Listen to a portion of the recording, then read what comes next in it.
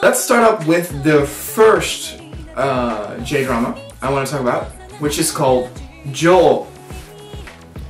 Now, Gyaru0 is pretty old.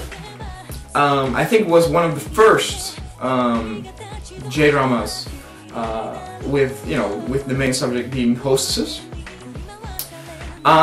It was aired at around midnight, and the reason why it was at midnight is because there are some shots of naked breasts in the series, so it is actually considered an ecchi series and for 18+.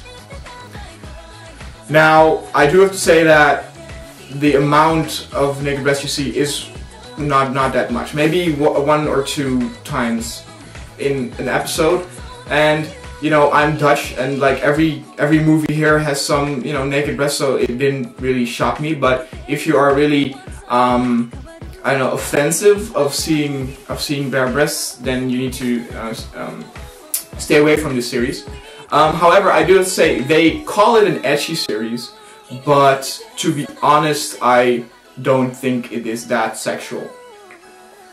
I like this J-drama very much. There are multiple reasons why I like it. One is that the main character, Aya, does a fairly good job at the whole acting. And the thing is that in the J-drama, Gyaru0 is about a girl whose father's company is in a huge debt. And she's a happy girl, she's in college, she has a nice boyfriend, stuff like that. But her father tries to commit suicide because of the huge debt, and there's a contest organized in Tokyo, which the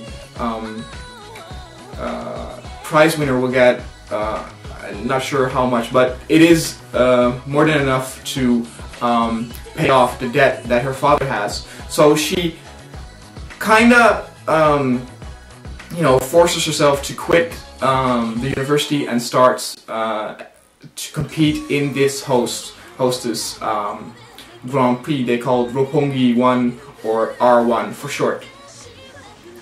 And as I said, the main character, Aya, is a very good main character in my opinion. The reason for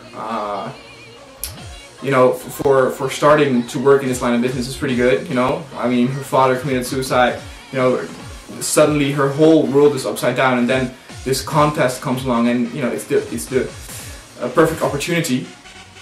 And also one other thing that I like most about the main character is that she isn't the prettiest girl around there, and I think main characters shouldn't be like prettier than all the other side characters, because that makes it actually quite unbelieving. I love the whole underdog situation. That the character who is like less strong or less beautiful, gets on top at the end.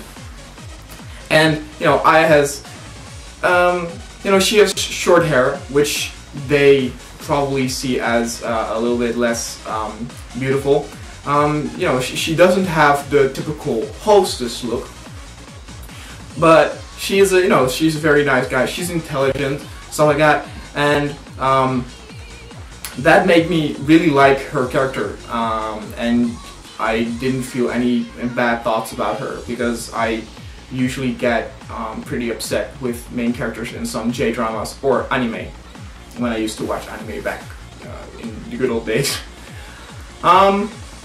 Next thing is that the Hostess feeling is very, very, very good. They captured it really well.